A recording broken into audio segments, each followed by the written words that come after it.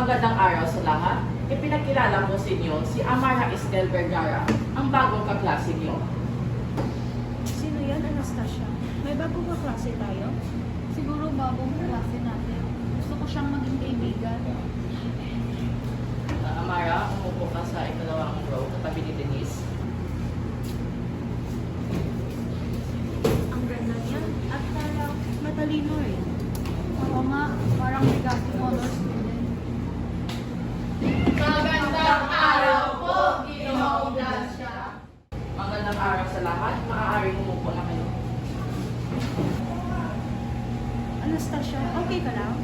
Bakit ang tahimik mo ngayon? Ayos lang, may pagsusulit na sis. Huwag kayong kabahan. Madalo lang naman ang Pilipino eh. Kapag pinag-aralan ng mabuti. Ngayon oras na para ibigay sa inyo ang iyong maikling pagsusulit.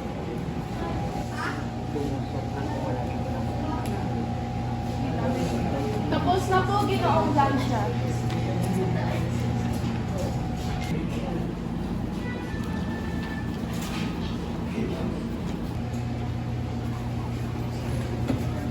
Ako rin po, ginoong klase.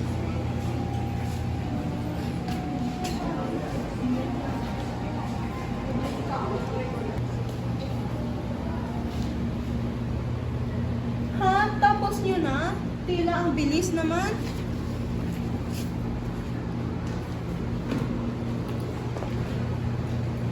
Ako na magawas ko na yung papel.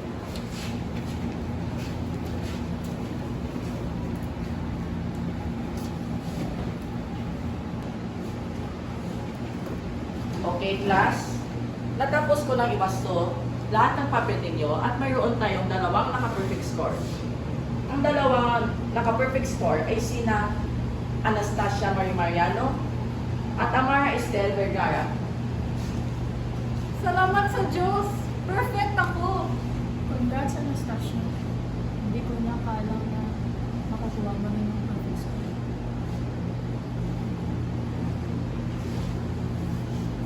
Ginoo, pwede ko ba iwasto ulit yung mga papel para sigurado lang yung score namin ni Anastasia? Tama naman yun ah. Last, babasahin ko na ang academic ranking for the first quarter. At nandito na tayo sa top 2 ngayon first quarter. Ang top 2 ay si Anastasia Mariano. Ha? Si Ana? Second lang? Ba't ganun? May mali ba?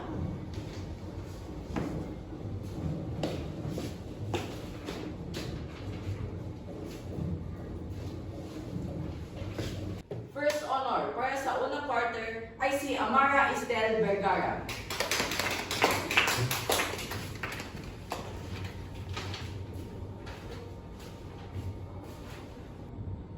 Ha? Nalamangan niya si Anastasia? Hala!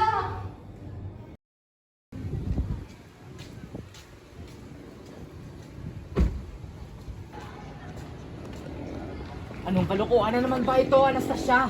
Binibigay ko na ba sa iyo ang lahat, di ba? Higit pa sa kayong kailangan ang aking binibigay. At bakit na tinaasan pa ikaw ng transfer student na yun, ha? Pasensya na, Itay. Hindi ko alam kung ano nangyari. Babawiin ko sa ikalawang quarter. Pangako.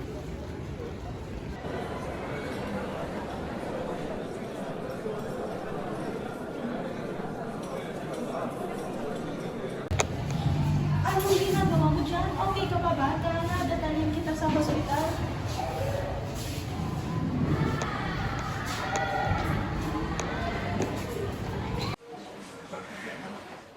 Dong Sanchez, tulungan mo ko ang aking kaibigan. Bakit? Okay ka lang, miss? Parang hindi ko na kaya. Miss, nagkaroon ka siguro ng depression at anxiety attack. Bibigyan kita ng libreng gamot at inumin mo to araw-araw. Okay? Tinawagan ko na ang tatay mo. Pagpunta na siya daw. Anong kalokohan naman ba ito? Tara na, uwi na tayo. Hindi mo na kailangan ng gamot na yan.